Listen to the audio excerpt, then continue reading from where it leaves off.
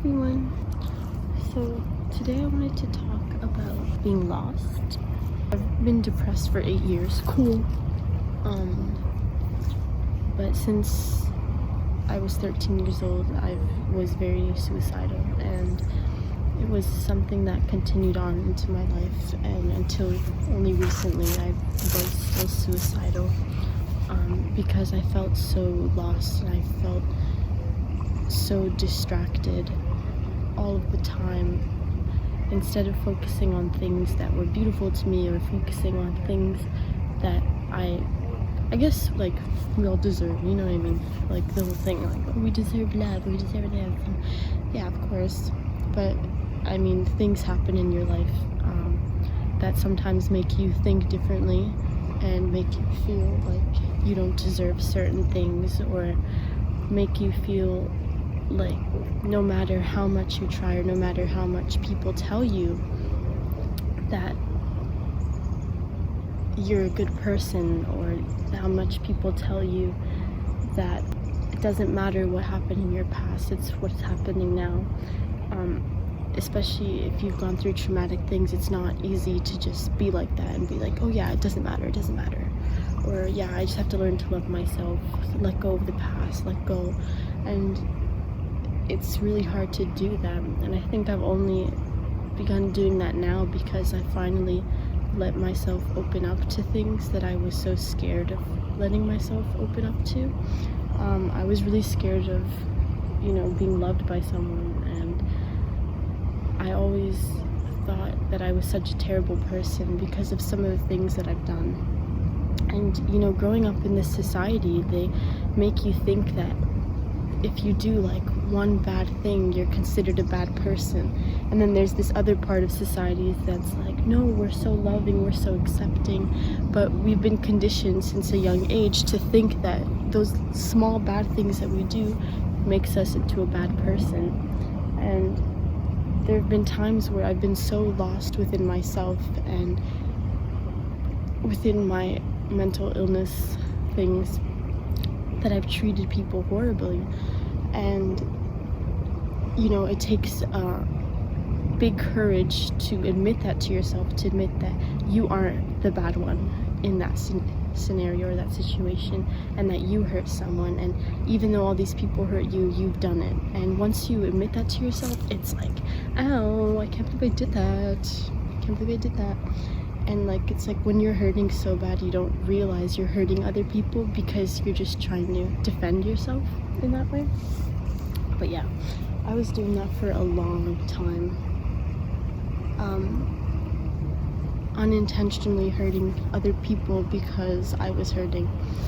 And when I realized that, I went on to such a self-destructive path, to the point that I had nobody in my life, and all I was doing was smoking weed, taking edibles, getting high out of my damn mind every single day, hurting myself physically, emotionally, mentally, just very much torturing myself because I hated who I was, and I hated the person I had become. And anytime I would try to fix a situation, I'd only make it worse because I was being destructive to myself and to the people around me.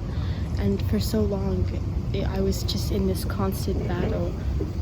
I've mentioned before that I developed a health issue, and I know that health issue was because of what I was doing, not only to my body, but also to my mind. The stress that I was putting on myself all of the time, and becoming so destructive, and letting small things ruin my day. Like somebody didn't reply to me, and I would just be in bed all day, and I was like, I can't move. Like I was paralyzed by this this feeling of abandonment and this feeling of hurting. And I just got so lost. I was lost for such a long time. 8 years I was lost, and it only progressively got worse. And a lot of the things that happened to me within these years were things that I kind of caused, obviously. And the traumas that came up in my life were also things that I caused by other things, like the butterfly effect. Cool game I played. Until Dawn, loves it. Anyways, and you just get so caught up in this destruction and this hurt that you just let it take over you to a point where it's kind of like you don't know how to get out of it and you don't know how to go back, so you just keep going. It kind of gets like addicting to become self-destructive in the worst ways possible. But that's the path that I was on, and with my health thing, I've been in the hospital a lot of times since, and every time I go, I'm always like, I have to change, and then I get out and I never do. And the last time I went, I finally was like, no, fuck it, I need to change. And I've kind of just been learning. I've been learning things, I've been accepting things. I'm accepting change. I'm accepting, like, that yes, those things have happened to me, but I can't let it define me or carry on into who I am now. I'm letting myself be open in so many ways and letting myself experience things. And when I know something's not good for me, I don't do it. Like, sometimes I do because it's hard to get rid of a habit in a week, you know what I mean? But a lot of things that I was so scared of letting go of or so scared of stopping, I finally learned to do that. And to have a lot more control of myself. But it's amazing how, like, we need to have these moments of reflection, and some people, they only take a month to do it, and some people take 8 years. But to finally just live and accept life as it is.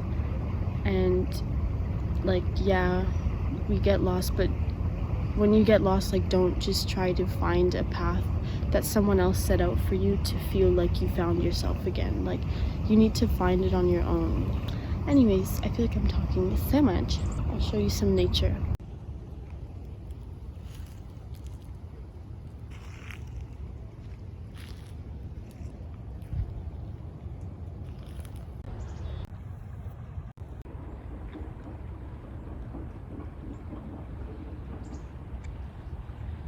I'm like trying to walk, but my bike is like eating me. Okay, no. Let's get it. Boop. Bye, guys.